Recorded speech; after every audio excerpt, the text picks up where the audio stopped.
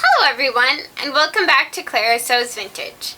Today we're going to be talking about my sewing goals for 2020. I'm not sure about you, but I'm really not sure where this last year has gone. It seems like it has flown by. I cannot believe that we're already getting ready to start a new year already. But I thought it would be nice to talk a little bit about my sewing goals for the coming year. So first, a little recap. So I have not put up nearly as many videos in December as I had planned to. There are a number of reasons for that. Life gets crazy at the holidays and I didn't really take that into account. I thought that I would have a little bit more time to work on things than I ended up having time for. Just things come up and everything. And our elderly dog, his health took a turn for the worst, and we ended up losing him the Friday before Christmas. So that has been taking up a lot of my time and emotional energy and everything. So that was definitely hard, and I didn't get nearly as much work done because I wanted to be taking care of him. I needed to be taking care of him and spending time with him while I could. So now we're facing the new year. I plan to be doing a lot of sewing this year and of course sharing my journey with all of you. So I just wanted to share some of the goals and things that I want to make and work on, and just general goals, sewing goals for 2020. So I have two kind of technical goals that I want to work on in the new year, and the first of those would be I really want to work on my overall tailoring skills. Now I have a lot of experience, I guess what some people would call tailoring, or like fitting patterns to myself. But what I mean when I say I want to work on tailoring is like couture sewing and finishing for things like suiting in particular. So tailoring suits and the art of tailoring, or having like a couture really nice finish to suiting. So that is one of my big goals for this year. I really want to make myself a 1940s or 50s inspired suit. My dad has also put in a request for a 1940s or 50s style suit for himself as well. So those are two of the main tailoring projects that I plan to be taking on this year to work on those skills. I have a book in mind that I plan on picking up and helping me along the way. I cannot remember what it's called, but I will try to link it down below. So that's my biggest skill goal this year, is to work on tailoring and the art of suit making. So, and then kind of hand in hand with that is I have never made bound buttonholes, and so I really want to work on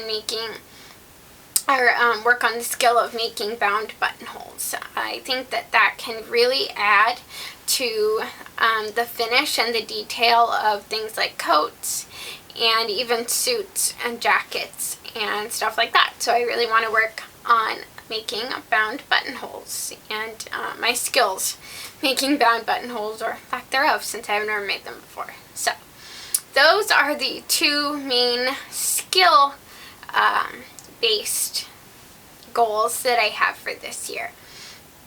I guess I have two other kind of sewing related goals as well. I'm not exactly sure what I would call the category, but the first of that is I really want to work on draping. I have draped some of my own patterns in the past, but I haven't done a ton of it, and it's definitely something that I really want to work on and improve my skill at. I find it really fun because you're the designer, you're the creator. You can put whatever design details that you want into a pattern, combine design ideas. Maybe you have a couple different patterns that you really like design details of and you want to merge them. Or for me, a lot of times my inspiration for deciding to draft a pattern comes from seeing a picture of a vintage pattern but not being able to get my hands on it if it's more rare or really expensive because it's more rare, or I just can't find one available at all, that will give me the motivation to try to draft it myself. So that is something that I definitely want to work on. Even though I don't do it a whole lot, I really enjoy it. But I don't do it very often because it definitely takes a lot more work and time to draft a pattern than to just pull out a pattern out of a sleeve and, adjust it to myself and then make it. Obviously, drafting is going to take a lot more time than that, than something that's already ready to go. So that's something I want to do more of this year, is I want to draft more of my own patterns. And I also want to work on adding basics to my wardrobe that are easily mixed and matched. I guess kind of along the lines of a capsule wardrobe, but definitely not that,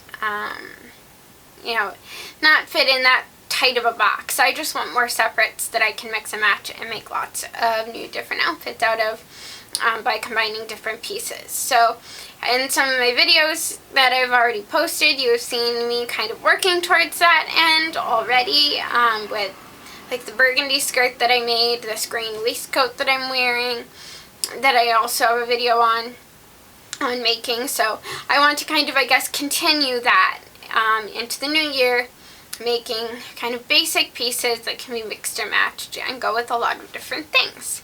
I think it's tempting, we find those beautiful fabrics or really interesting designs of dresses or whatever, and so it can be really exciting and really tempting to make all of those exciting, unique things, but that's only one outfit, and we can only use it for one outfit. So I think it's very helpful when you're trying to put outfits together, particularly if you wear vintage every single day. I tend to wear, leggings and sweatshirts a lot when I'm just going to be at home and not really doing much. But when I, want to go out, I go to church, when I want to look nice or go to social activities, then I like to dress vintage and look a little bit more put together. So I think separates are especially important if you are wearing vintage every single day, because that can help you stretch the number of outfits that you have and make new different combinations. But even for myself, when I'm trying to put together an outfit to go hang out with friends or something, it's a lot easier if I have a lot of, simple basics in my wardrobe that I can combine to make a lot of different looks. So, and then my last goal for 2020 is hat making. I absolutely love hats. I have quite a collection of vintage hats already, but I really, really want to try my hand at making some of my own. So that is another sewing goal that I have for this year, and not just decorating hat bases, which I have done a little bit of in the past, but I actually want to make hats. I have a couple vintage patterns, like vintage reprint patterns for hats that I plan on using. I would also like to try drafting my own, kind of back to my drafting goal for this year. I would like to also try drafting a couple hats of my own. Angela from Angela Costumery has done a lot of hat drafting, and she has really inspired me to try to make my own hats. So hat making is my last sewing related goal. And then whoa, my tripod just decided to lower itself. That was interesting. So now I'm a little bit too short, or a little bit too tall for that. There we go. So my last sort of sewing related, but not really sewing related, is I really, really, really want to get my sewing room organized. I think a lot of you maybe can relate to this.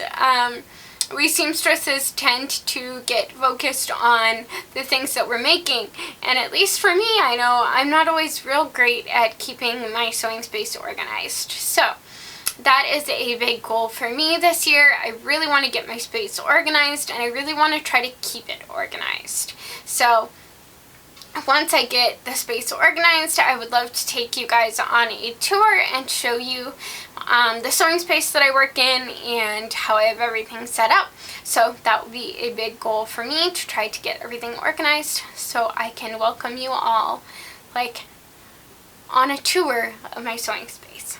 So anyway, so those are my goals for this year, sewing goals. I would love to hear what sewing goals you have for the coming year. Maybe it's a new skill that you would like to learn, or a project that you've always wanted to make but have never taken the plunge to take on. So I would love to hear, what are your sewing related goals for the coming year? And don't forget to like the video if you enjoyed it, subscribe if you're not already subscribed already, and hit the bell button so you're notified every time I upload a new video. And I will see you next time.